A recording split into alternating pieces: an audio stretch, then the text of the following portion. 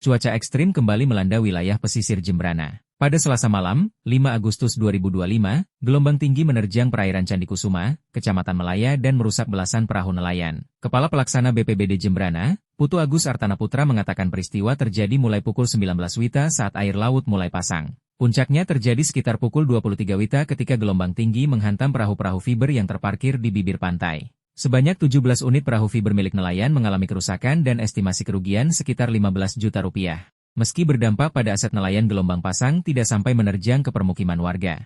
Tidak ada korban jiwa maupun luka-luka dalam kejadian tersebut, dan tidak ada kebutuhan mendesak yang diperlukan. Penanganan di lapangan dilakukan Rabu pagi, mulai pukul 10.20 WITA dan rampung sekitar pukul 10.45 WITA.